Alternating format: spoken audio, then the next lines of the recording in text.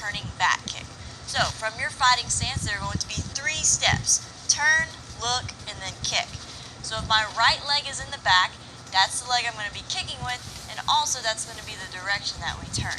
So from here, I'm going to turn towards my right, look over my right shoulder, and then with my right leg, kick straight back towards my target. So once again, from your fighting stance, you turn, look, and then you kick kind of basically just straight back. When doing this kick, just make sure you guys keep your head up. You don't want to lean too much. That's kind of a big mistake. And then also try not to over-rotate. When you turn, especially for the back kick, you want to kind of keep your shoulders facing away from your target. If you overturn, that's kind of how you turn around and do like a turning like front kick or whatever that is. So just make sure you guys just stay nice and upright. Get your head around. You have to make sure you do the turn and the look. Keep my shoulders away from my target. And then from there, kick straight back. The second kick we're going to go over is a tornado kick or a 360 roundhouse kick, whatever you guys want to call it. There are quite a few different names for it. Basically, from your fighting stance, the leg that's in front is going to be the one that's kicking.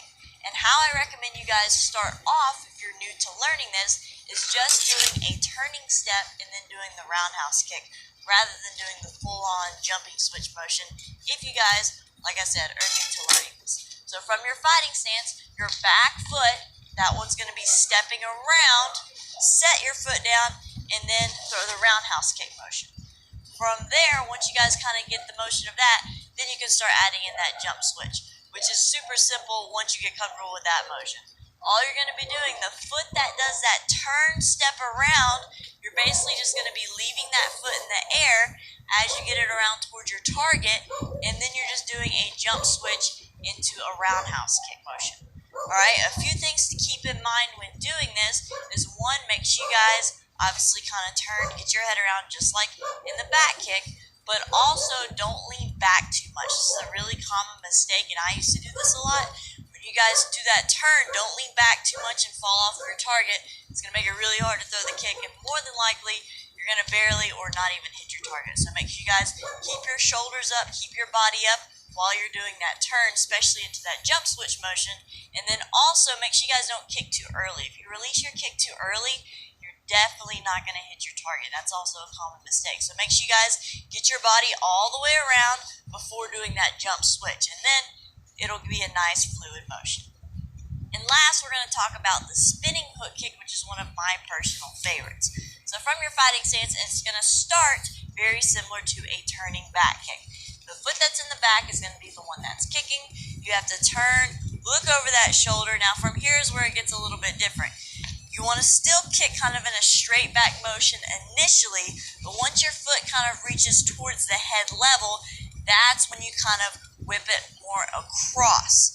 Okay, so it's going to come up, and then you want to think of going across with the kick.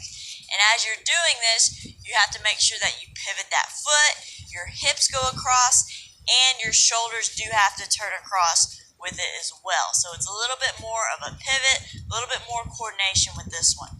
So from your fighting stance, you want to turn, look, and then you're going to swing that, kick that leg straight back kind of towards the face. And then from there, you want to think of hooking across and bring it all the way back around. So you're kind of making like a full circle on this one versus the back kick. You're just turning and kind of kicking more just straight back and stopping there. So this one, you want to make sure that you definitely have to make sure you get your head around. You have to pivot on that, the non-kicking foot. Your hips have to go across, and your shoulder needs to make sure